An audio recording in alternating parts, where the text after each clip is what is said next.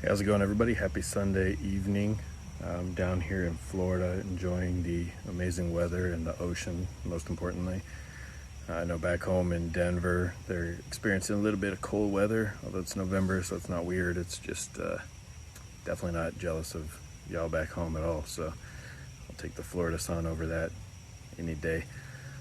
Anyway, it's been a few days since I shared a message, so I just wanted to throw a message out tonight. It's been on my heart for a couple days, and it specifically is related to addiction, in my case, alcoholism. And the question that I want to ask is, who's there for you? I know for myself, I pushed away a lot of people, a lot of family, friends, my children, pushed people away because I figured they just don't understand and there's nothing they can do for me, and they're trying to change me, right? And this is who I am. The problem is that I think that we say those lies to ourselves because it helps to fuel the addiction, right? If we think nobody's there for us, then what do? We choose to numb that pain by drinking more or abusing whatever substance it is more.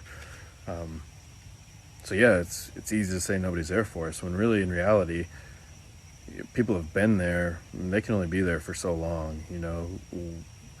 We couldn't be there for another person who is in an addiction as much as we expect other people to be there for us. And the fact is, people that love and care about us don't want to watch us kill ourselves. I said it in a different video. If somebody's saying that there's a problem, you should probably look at it. There's probably something more going on. Anyway, I would encourage you, just take some time and think about who is there for you. Make a list, see who's there for you. And the reason I would say that is because then you can look at that and try to wrap your mind around how much value you actually do have, and you're worth more than killing yourself over a substance.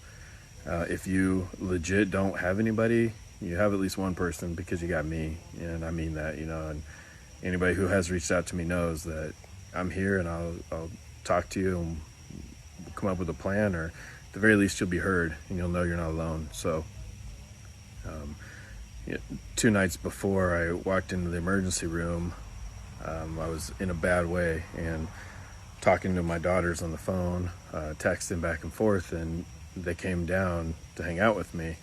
And my oldest wanted me to go to the hospital because I wasn't doing well in between being drunk and depressed and suicidal, and I remember I kept saying I'm not going to make it, and she wanted me to go to the hospital, and I said, no, will you just stay with me, just sit with me for a few minutes? And they did, and they sat with me and held my hand, and I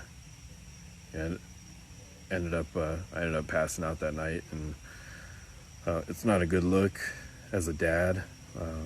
That's another thing, I guess, to address at another time. But at the end of the day, I also, throughout this whole process, have been able to show them that there's redemption in everything and we can get past it.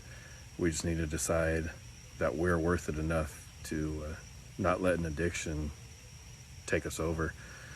So anyway, I share that story just to say, even in that moment when I thought I was all alone, the little ones that I was supposed to protect and I'm supposed to raise up and be there for, they were there for me, and that's just how much they love me. And I can guarantee you, if you look around you, there's people that have been there and love you, but at some point people have to quit watching you kill yourself slowly. So a couple nights ago, or I'm sorry, last night actually, my 18-year-old, she posted a quote and tagged me in it, and it just said, "I've seen my dad struggle, but I've never seen him give up."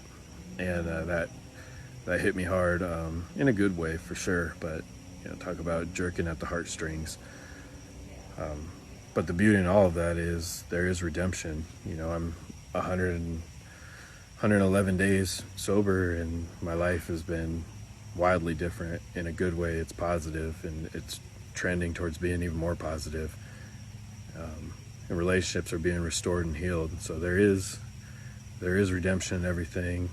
There is a light at the end of the tunnel. So anyway, like as always, if anybody needs anything, hit me up, and we can get through this. So hope everybody's having a great Sunday.